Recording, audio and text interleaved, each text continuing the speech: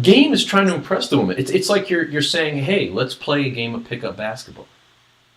Instead of saying, hey, let's talk and get to know each other, when you start gaming, you're basically saying, step up on the court, let's go, one-on-one.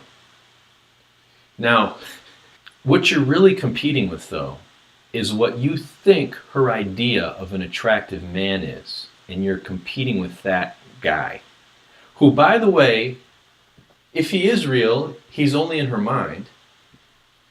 But you don't even know if he is in her mind.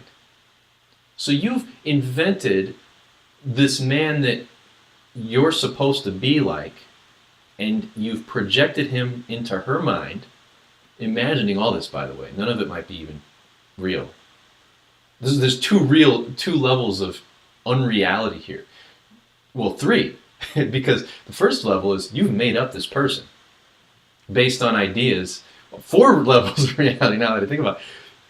These ideas you think, the ideas of what you think a man should be to attract women, to make women want to fuck you, basically.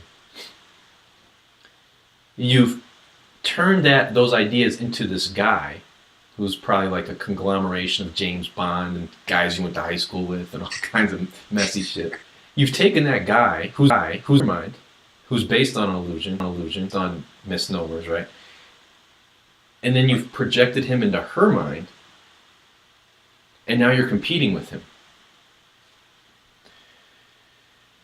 So you made it all up. Does you absolutely no good. So, now you're competing with this guy. Now here's the thing. You're competing with this idea of a man in her mind. And she's definitely not picturing the guy that you imagined. You're trying to beat out this guy by impressing her, by trying to game her. You're competing with this imaginary dude that's 4 levels of unreality. Complete illusion. An illusion of an illusion of an illusion of an illusion. Meanwhile, you're missing out on the opportunity to connect with a female soul. In our culture, there's a lot of cultures that don't do this, and you see a very different dynamic between men and women. But our culture has taught men that women are the experts on men. That there's validity in a woman telling you how to be a man. And then if a woman tells you you're not a man, that somehow is valid, or that's something you should even pay attention to. That women are judges of men. We live in that culture. If you knew a guy that liked to give blowjob and enjoyed getting fucked in his ass, and walked around in high heels and wore lipstick, would you take advice from him on how to be a man?